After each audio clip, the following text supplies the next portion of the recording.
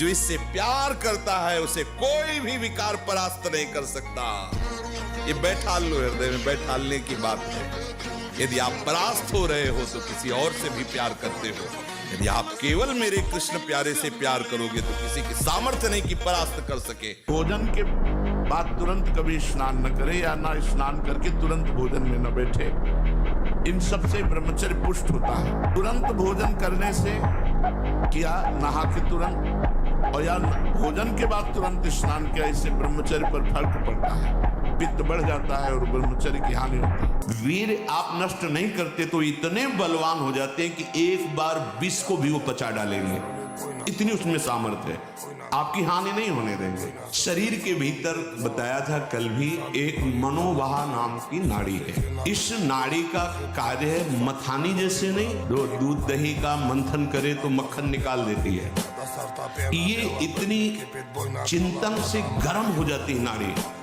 तो वीर पूरे शरीर के रक्त के साथ है, उसी से आपकी हड्डियां मजबूत होती हैं, उसी से आपका शरीर बलिष्ठ होता है, उसी से आपके मन को पवित्र विचारों में चलने की सामर्थ्य मिलती है। अगर आप ठीक नियम से चलेंगे तो 6 महीना लगेंगे आपको उसको कवर करने में, 6 महीना लगेंगे। और अगर आपने प्रमाद स्थिति की वो तो निकल ही जाता है, फिर हमको करने से क्यों मना किया जाता है? तो आप देख लेना कुछ समय बाद आपकी हालत बहुत गंभीर हो जाएगी, जो आप बता भी नहीं पाएंगे किसी से। क्या गंभीर हो जाएगी? आप ऐसे ही साधारण क्रियाओं में ब्रह्मचर्यहीन हो जाएंगे, ऐसे ही छुएंगे वैसे आप ब्रह्मचर्यहीन हो जाएंगे। संबंध प्रभु से स्वीकार कर लो, छाती चौड़ी करके डोलोगे। सच्ची कह रहे, कितने मतलब परेशानियां हैं। अगर रिपोर्ट देखोगे तो जिधर देखो पूरा सिस्टम खराब। पोटेशियम वो बढ़ा हुआ, फास्फोरस वो बढ़ा हुआ, क्रिएटिनिन वो बढ़ा, तो होश खराब हो जाएंगे। यहाँ सब बढ़ा हुआ, हम उससे बड़े हुए। प्रेमानंद भी बढ़ा हुआ, क्या करेगा? बोले तुम्हारा दिल बढ़ गया। हमका तो ऐसे दिल में दिलवर पधारने वाले बढ़ा नहीं होगा तो और क्या होगा? छोटे दिल वाले प्यार थोड़ी करते, बड़े बोले बड़े दिल वाले हैं, तो अपने लोग बड़े दिल वाले। अगर संयम और ब्रह्मचर्य में तो तुम्हारे अंदर वो बल होगा जो बल मांस खाने से नहीं होगा। मांस खाने से आप चर्बी बढ़ा सकते हो, लेकिन आप संकल्प सिद्ध नहीं हो सकते। पूर्व के ऋषि मुनि ऐसे थे, लेकिन कुछ भी कर सकते थे क्योंकि पवित्रता थी, सत्य संकल्प था। आज हमारी पवित्रता नष्ट हो रही है, आज हम अपवित्र भोजन पा रहे हैं। अगर ब्रह्मचर्य से रहो और पवित्र अन्न पाओ और डट के व्यायाम करो तो तुम किसी को भी परास्त कर सकते हो। पहला ब्रह्म मुहूर्त में जगना। तब ब्रह्म मुहूर्त में बिना कुल्ला किए, जैसे तांबे के पात्र में 1 लीटर जल रख ले, रात भर रखा उसे पी, तो वो बहुत आपको उसमें ब्रह्मचर्य में। और इसके बाद थोड़ा टहलिए, वज्रासन में बैठ के फिर शौच जाइए, फिर स्नान कीजिए, जरूरी है। और फिर आधा घंटा व्यायाम कीजिए, कठोर व्यायाम जैसे दंड बैठक, ऐसे फिर आधा घंटा आसन कीजिए जो योगिक आसन है। फिर अपनी दिनचर्या में उतर जाइए। प्राण भले चले जाएं, अगर गृहस्थ में है तो पराई स्त्री का काम भाव से न तो दर्शन करेंगे, न संभाषण करेंगे, न स्पर्श। प्रार्थना मान लीजिए खिलवाड़ नहीं है, पर स्त्री गमन सीधे दुर्गति है। जो कानून है वो कानून है, ये भगवत कानून है, वैदिक सिद्धांत है। शरीर को 2-4 घंटे तो इतना श्रम होना चाहिए कि वो एकदम फैल जाए, इतना श्रम होना ही चाहिए ब्रह्मचर्य पचाने के लिए। ये बैठे बैठे ब्रह्मचर्य नहीं पचता, उसके लिए या तो सिद्धासन, पद्मासन या परिक्रमा कम से कम 20 किलोमीटर ऐसा होना चाहिए। सुबह कम से कम 5 कोस दौड़ लगाओ, अपने ब्रह्मचारी हो। संयम से रहो, व्यायाम करो, भजन करो, सत्संग सुनो, सबको सुख पहुंचाने की भावना रखो। अभी कमल जैसे खिले रहोगे, मुख प्रसन्न, तन तेज विराज। ऐसे ऐसे साधक है कि 10-10 वर्ष हो गए स्वप्न दोष नहीं हुआ, 10-10 वर्ष हो गए स्वप्न दोष ही नहीं हुआ। ऐसे भी उपासक है हमारे पास है, अपने पास है, 10 वर्ष हो गए स्वप्न दोष ही नहीं हुआ। तो क्या है, उन्होंने संयम किया, वीर जो है स्थगित हो गया, परिपक्व हो गया, धीरे धीरे ऊर्ध्वगामी होने लगता है। 3 बार स्नान करना चाहिए ब्रह्मचारी साधक को।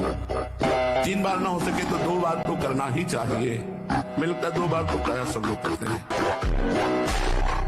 उपासक जो ब्रह्मचारी होता है उसका खिला हुआ चेहरा रहता है, जैसे कमल खिला हुआ, बिना किसी कारण के उसकी मुख मुद्रा में प्रसन्नता होती है।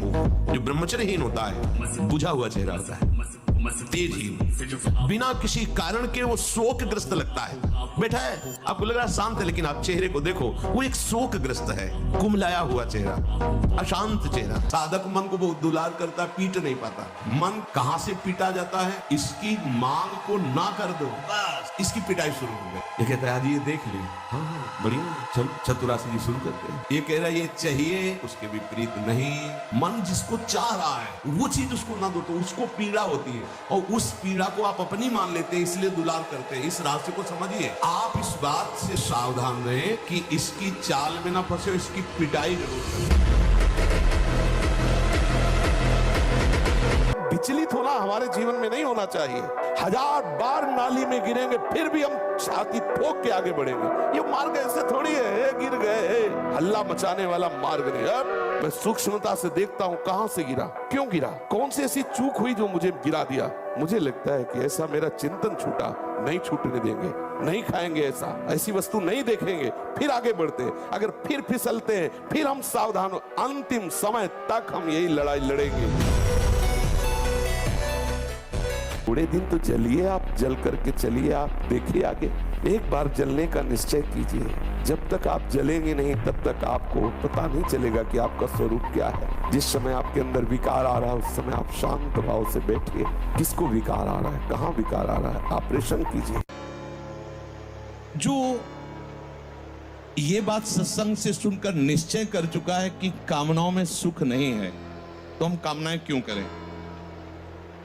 अगर ऐसा निश्चय न करो तो तुम दुख की कामना करते हो क्या? तुम्हें दुख भरपूर मिलता है ना, तो ऐसे ही सुख भी घेर लेगा जो प्रारब्ध में है। तुम्हें उसके लिए कामना करने की जरूरत नहीं है। और कामना से ही सब होता तो पूरा विश्व कामना कर रहा है, वो सुखी हो जाता है। कौन है ऐसा जो कामना नहीं कर रहा? वो भगवत अनुरागी ही होगा, दूसरा नहीं। तो कोई भी दुख जैसे नहीं चाहता, ऐसे तुम्हें बिना चाहे सुख भी प्राप्त होगा। जो शारीरिक परिस्थितियां हैं सुख की, वो स्वाभाविक आ जाएंगी। तुम चाह क्यों करते हो? तुम चाह करो प्रभु की प्राप्ति की। जैसे आप गंदी बात देख रहे हैं, सुन रहे हैं, आप कोई चेष्टा नहीं कर रहे तो भी आप ब्रह्मचारी नहीं रह पाओगे। वर्णन हुआ है शास्त्रों में। एक मनोवाह नाम की नाड़ी है पूरे शरीर में, ऐसा कहीं जैसे पित्त की थैली होती है, ऐसी कोई ब्रह्मचर्य वाली थैली नहीं है। ये यहां हर नस नाड़ी में वो व्याप्त है सप्तम धातु। मनोवाह नाड़ी, जो ही आपका चिंतन विकारात्मक हुआ, वो नाड़ी घसीटती पूरे शरीर से उस सप्तम धातु को, और वो घसीट लिया। आपने क्रिया की या नहीं की, आपका चिंतन बिगड़ा हो गया, वो किसी न किसी बहाने से लघुशंका में, स्वप्न में, कैसे भी बाहर हो जाएगा, वो नहीं रुकेगा। संकल्प रहित, भोग संकल्प रहित हृदय कब होगा? जब आपका देखना, सुनना और बोलना पवित्र होगा। तुम इतने मजबूत बनो कि कोई भी बुराई तुम्हारे हृदय में प्रवेश न करे, कोई भी तुम्हें बुरा न दिखाई दे, और तुम सब में भगवान को देखकर इस माया पर विजय प्राप्त कर। विजयी वही होता है जो रात दिन अपने को कूड़ा कर दे, मेहनत करके अपने को कूड़ा कर दे, वही हीरा बन के चमक जाता है। और जो आलस्य प्रमाद है ना, मनुष्य जीवन इसके लिए बहुत कीमती श्वास है। हर श्वास नाम जप करो, शरीर में जितना बल है दूसरों की सेवा में लगा दो, भगवान मिल गए। अब हम प्यार का मतलब शरीर पोषण समझते हैं, प्यार का मतलब मन की अनुकूलता समझते हैं, प्यार का मतलब मायाकृत चेष्टाएं समझते हैं। नहीं, ये छल है, प्यार नहीं है। आप छले जा रहे हो, आपका समय नष्ट किया जा रहा है। ब्रह्मचारी बनना है तो ब्रह्मचर्य पचाने के लिए भी तो चाहिए ना। अगर तुम्हें व्यायाम ही करना है, तुम जवान हो और 3-4 खंड की सीढ़ी, तो नीचे आओ, नीचे से ऊपर 11 बार उतरो, दौड़ो, अभी व्यायाम हो जाएगा। नीचे सीढ़ी से शुरू करो और ऊपर तक जाओ, फिर नीचे आओ, फिर 11 बार करो, देखो पसीना आ जाएगा। नियम लिया, निष्ठा ली, प्राण दे देंगे लेकिन बढ़ेंगे। ये पीर बहादुरों का मार्ग, हर कदम सुदृढ़, नाम जपते हुए भगवान का भरोसा। हर मार्ग के जितने शिलाएं हैं, रोड़ाएं हैं, सब हटते चले जाएंगे। जैसे गेहूं की फसल है और गलेत पे हो, गलेत कहते हैं बाली निकलने को, और फिर उसे काट लो तो न सही भूसे निकलेगा, दाना तो एक आएगा ही नहीं। ऐसे अभी ये बच्चे हैं, अब ना इनका वीर परिपक्व हुआ है, ना इनकी बुद्धि परिपक्व हुई। आज तो मैथुन में चले गए, वे आगे चलकर डिप्रेशन में पहुंच जाएंगे। इनकी बुद्धि भी गिर जाएगी, इनका शरीर भी गिर जाएगा और एक गृहस्थी लायक नहीं रहेंगे। महाकुआ साबुन लगा के ब्रह्मचारी, रजोगुण चढ़ेगा, काम भावना जागृत होगी, भजन। अरे इससे राग हटाना है भाई, इससे राग हटाना है। त्वचा स्वयं साफ रहेगी यदि आप तेल मालिश नहीं करते। तेल की जरूरत क्या है? ब्रह्मचर्य अगर आप नाम जब एकांत में थोड़ा भी करेंगे तो आप देख लेना उलझन पैदा कर देगा मन कि ये बस ना करो और जो चाहो सो कर लो, क्योंकि वासनाओं को डिलीट करने की सामर्थ्य केवल नाम जप में है। आप पक्की समझ लेना, ये हम अंदर की बात कह रहे हैं। सबसे ज्यादा मन डरता है नाम जप में। नाम जप लें और व्यवहार करा लो, दान पुण्य करवा लो, परमार्थ करा और जो चाहो कर, नाम जप ले। चंचल मन को मनमानी न करने दो पार्थ, उसे रोको और उसे अपने आत्मा का अधीन बनाओ। को भगवान के विधान पर राजी रहना चाहिए कि अगर साहब का विधान है तो हम चाहे लाखों व्यवस्था कर लें, वो विधान होगा। अगर साहब का विधान नहीं है तो चाहे लाखों विरोधियों को कुछ नहीं कर सकते। एकदम मस्त रहना चाहिए। किसी के गिराने से तुम गिर नहीं सकते और किसी के मिटाने से तुम मिट नहीं सकते। साहब का विधान केवल देखो, प्रभु का विधान देखो और आनंदित रहो। चौड़ी छाती करके घूमो, कोई नहीं छू सकता। नियम लो आज से, चाहे कुछ हो जाए अपने हाथ को कंट्रोल में रखना, चाहे कुछ भी हो जाए, चाहे जितना मन परेशान करे, जीत जाओगे अगर नियम ले लोगे। ले रहे हो नियम? कुछ हो जाए मैं उसके लिए नहीं करूंगा। बस फिर तुम अगली बार आना, हमें बताना तुम्हें क्या परेशानी है। खेल ऐसा खेलो जिसमें घाटा ना हो। राधा राधा चल रहा है तो कभी नहीं, कोई बाधा परास्त नहीं कर सकती। अब नाम जप नहीं हो रहा तो सब व्यर्थ विनाशी चिंतन होगा। समय विनाश हो रहा, कुछ लाभ तो मिल नहीं रहा है। संयम से रहो, व्यायाम करो, भजन करो, सत्संग सुनो, सबको सुख पहुंचाने की भावना। अभी कमल जैसे खिले रहो, थोड़ा सा साहसी बनो। तुम भगवान के अंश हो, तुम कुछ भी कर सकते हो, कुछ भी। बुरा से बुरा, भला से भी भला। तो बुरा का परिणाम बुरा होता है, भला का परिणाम बड़ा होता है। आगे बढ़ो भलाई की तरफ। बाल्यावस्था का वीरपात बिल्कुल जीवन को नष्ट कर देता है। और यहाँ बच्चे खिलवाड़ में 2-2, 3-3 बार रोज, अब क्या होगा उनका? हड्डियों तक की सामर्थ्य नष्ट हो जाएगी। कुछ दिनों बाद देखना बंद हो जाएगा, ऐसे चौंधियाने लगोगे, खड़े होने में चक्कर आएगा, कमर दर्द करेगा, पैरों में टूटन बनी रहेगी, दिमाग में टेंशन बनी रहेगी, पढ़ोगे तो कुछ याद नहीं रहेगा, स्मृति नष्ट होने लगेगी। एक नहीं कर रहे हैं। जैसा हम सोचेंगे वैसा हम बन जाएंगे और जैसा बनना है वैसा सोच करें हम। तो हम ये सोच करें कि इस जन्म में डट के भजन करते हैं, यही शरीर स्वस्थ होता तो भोगों की तरफ भागता। आज अस्वस्थ है तो भगवान की तरफ भाग रहा है। बड़ी कृपा है कि भगवान ने हमें संसार के लायक नहीं बनाया, नहीं संसार हमको लूट लेता, फंसा लेता। सबसे ज्यादा जीव परेशान है ओवर थिंकिंग। सामने भोजन रखा है, खाकर उसका आनंद नहीं ले रहा। परसों क्या होगा, कल क्या होगा, आज जो अभी इसका स्वाद तो ले, इसका तो वो तो गया है, वो तो परसों के लिए परेशान, ओवर थिंकिंग में परेशान। हम कह रहे हैं जिसने आज संवारा है वो कल भी संवारेगा। ब्रह्मचर्य से रहो और पवित्र अन्न पाओ और डट के व्यायाम करो तो तुम किसी को भी परास्त कर सकते हो। आप ऐसे दोस्त बनाए जो आपको गंदी आदतें सिखाए, गंदे व्यसन कराएं, गंदी चेष्टाओं में ले जाएं। हम तो हमारे, फिर तुम दोस्त नहीं, तेरी दोस्ती क्या, हमारे दोस्त श्री कृष्ण है। तो जिसके दोस्त श्री कृष्ण है वो कभी भी परास्त नहीं होता।